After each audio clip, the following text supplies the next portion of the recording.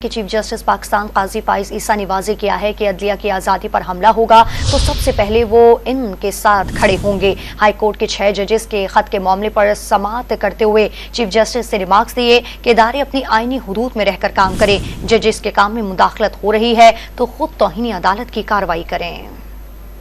Supreme court में जजेस के खत से मुतालिक अज खुद नोटिस की समाअत हुई। समाअत चीफ जस्टिस काजी फाइज ईसा की सरबराही में 7 रुकनी बेंच ने की। चीफ जस्टिस ने आगाह किया कि 26 तारीख को हाई कोर्ट के जजेस का खत मिला। इसी रोज अफ्तारी के फौरी बाद तमाम जजेस से 2.5 घंटे मुलाकात हुई। चीफ जस्टिस ने कहा कि जजेस पर दबाव साथी जजेस, अहले खाना, बच्चों और दोस्तों से भी आ सकता है। आजकल नई वबा फैली हुई है सोशल मीडिया और मीडिया का भी प्रेशर होता है। चीफ जस्टिस ने रिमार्क कि वो कभी किसी के प्रेशर में नहीं आते। सिर्फ कहना कि प्रेशर एक तरीके का है दूसरे तरीके का नहीं है, मैं तो कभी किसी के प्रेशर में नहीं आता हूँ। हो सकता है आप होना भी नहीं चाहिए और मैं आप फैसलों से देख के बताइए हाँ जी ये प्रेशर में फैसला किया है। अटॉर्नी जनरल ने शिकवा किया कि मीडिया पर ऐसा तासुर बनाया गया जैसे वफाकी हुकूमत इस मामले पर अपनी मर्जी का कमीशन बनाना चाह रही है। चीफ जस्टिस ने रिमार्क्स दिए कि सोशल मीडिया पर तसद्दुक जिलानी से मुतालिक अजीब बातें की गयी। शरीफ आदमी पर हमले होंगे तो वो तो चला जाएगा, वो कहेगा आप संभालें।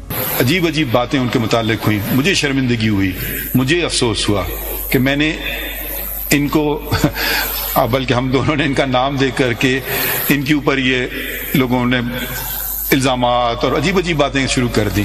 ये क्या कोई मुअज़्ज़ब मुआशरे में ऐसी बातें होती हैं?